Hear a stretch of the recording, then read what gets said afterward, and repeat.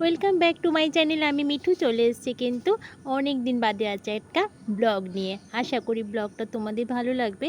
আর ব্লগটা কিসের বলো তো, ওই যে পয়লা মেতে আমাদের বিবাহবার্ষিকী ছিল, তা সেদিনকে আমরা যেখানে যাবার জন্য রেডি হয়েছিলাম কিন্তু যেতে পারিনি, সেটাই কিন্তু 2রা মেতে আমরা গিয়েছিলাম।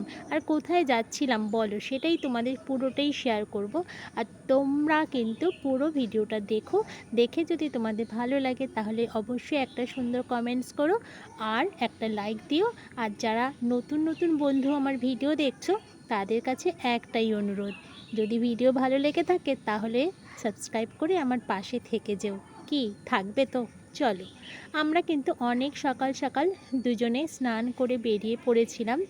আর প্রথমেই কিন্তু আমরা চলে গিয়েছিলাম ফলের দোকানে। আর দেখো এখানে ফলগুলো এত সুন্দর তাজা তাজা ছিল। যাই হোক, এখানে আমরা কিছু ফল কিনে ঠিক তার উল্টো দিকে ছিল হচ্ছে মিষ্টির দোকান।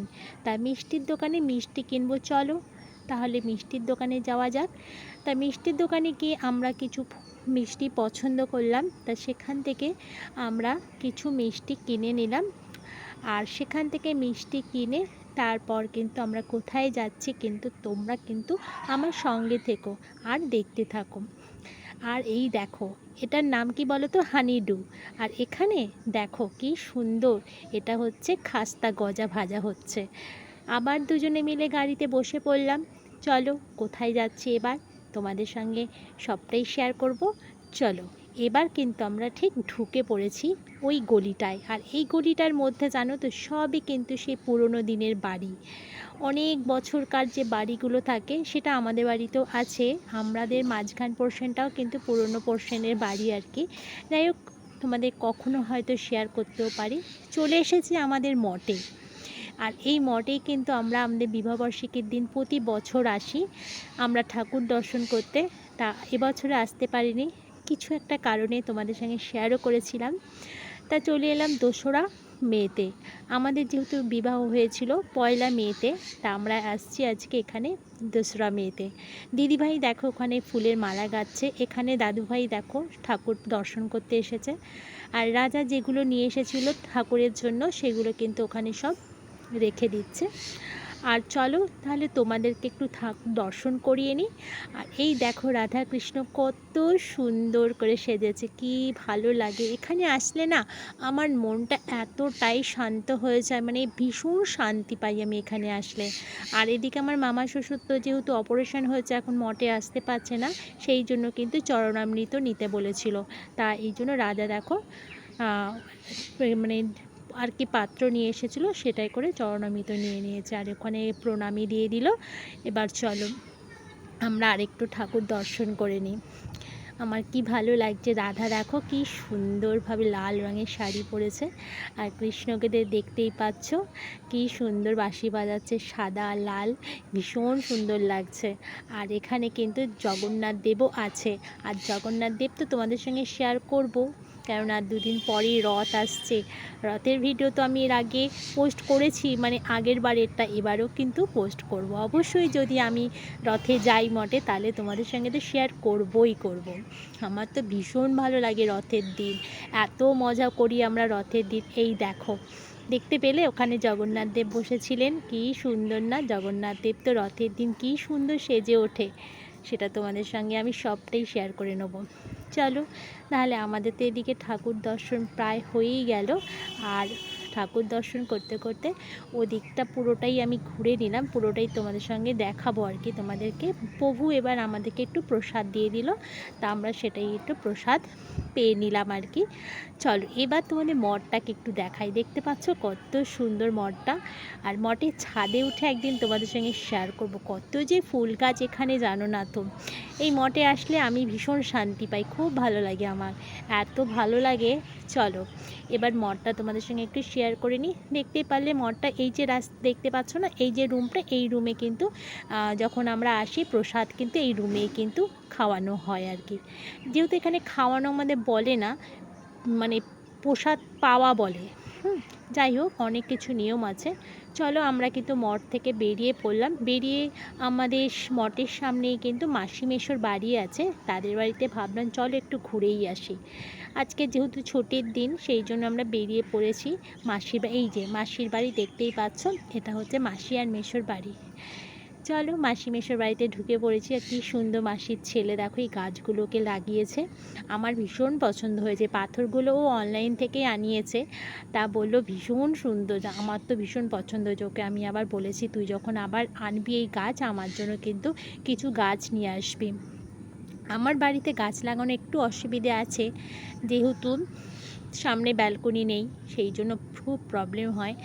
যাই হোক দেখো মাসির বাড়িতে এসেছি যখন, মাসির ছেলের বউ আর কি, যেটা যাই হোক ও মাংস রান্না করেছে, একটু টেস্ট করালো। এত সুন্দর মাংসটা রান্না করেছে না, ভীষণ টেস্টি করেছে।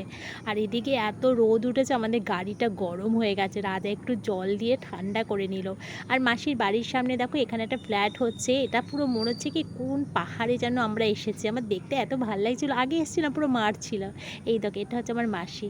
তারপর মাসির বাড়ি থেকে তারপরে আমরা বেরিয়ে পড়লাম। চলো তাহলে এবার আমরা পুরো রাস্তাটা তোমাদের সঙ্গে শেয়ার করি। এবার রাস্তাটা তো পুরো মানে রোদ, তখন বাজে 12:30 জানো না তো। আর এই 12:30টার সময় আমরা এখন বাড়ি যাচ্ছি। ভেবেছিলাম যে দোকান থেকে খাবো। এটা হচ্ছে জানো রাজাদের কলেজ, হুগলি মহসিন কলেজ। এ রাজা হচ্ছে মানে তোমাদের দাদা ভাই, আমার বর মানে এই কলেজেই কিন্তু পড়াশোনা করেছে। আমি বললাম চলো তাহলে তোমাদের কলেজের সামনে দিয়েই যাই। যাই হোক আমরা এখান থেকে অনেকবারই যাওয়া আসা করি, খুবই কাছে, বাড়ি থেকে 10 মিনিটও লাগে না ওর কলেজ। আর স্কুল কলেজ দুটোই খুবই কাছে ছিল। স্কুলের নাম ছিল কলেজিয়েট, সেটাও তোমাদের একদিন শেয়ার করব। আর চলো আজকে এবার রাস্তাটা তোমাদের সঙ্গে শেয়ার করি। দুপুরে রাস্তাটা কীরকম রোদ খাকা করছে, আর মজা লাগছিল বেশ, জানো তো ভীষণ ভাল লাগছিল। চলো তো এবার তোমরা রাস্তাটা দেখতে থাকো। আর কিন্তু আমি এখন একটু বক বক করবো না, এখন একটা মিউজিক দিয়ে দিই, তা ভালো লাগবে না বলো তো? বেশ মিউজিকের তালে তালে তোমরা এই রাস্তাটা দেখবে। চলো তাহলে মিউজিকটা দিয়ে দিই।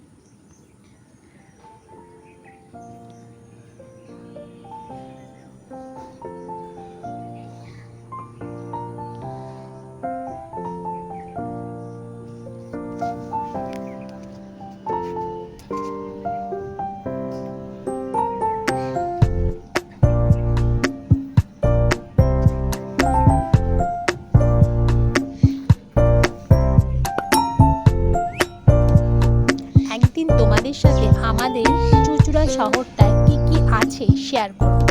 তারপর তো আরও অনেক কিছু, আমার চন্দননগরও আমি শেয়ার করব। আর সেগুলো কী বলো তো, ভাবি যে শেয়ার করব, কিন্তু আমার না গিয়ে আর ভিডিও করে হয় না। তাই অনেক দিন ইচ্ছে আছে তোমাদের সঙ্গে আমি শেয়ার করব, অনেক কিছু দেখার আছে। তাহলে এখন আমরা রাস্তা দিয়ে যাই, সেটাই তোমরা দেখো।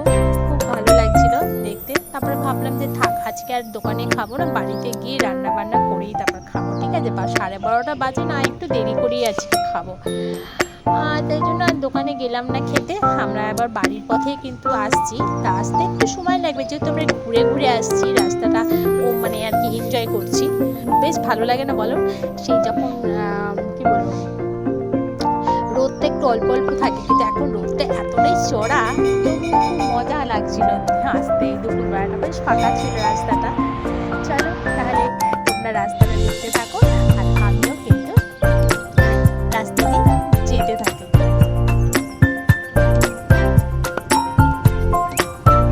আর আজকের ভিডিওটা একটু বড় হয়ে যাবে বলে আমি কিন্তু মাঝখানে থামিয়ে দেবো।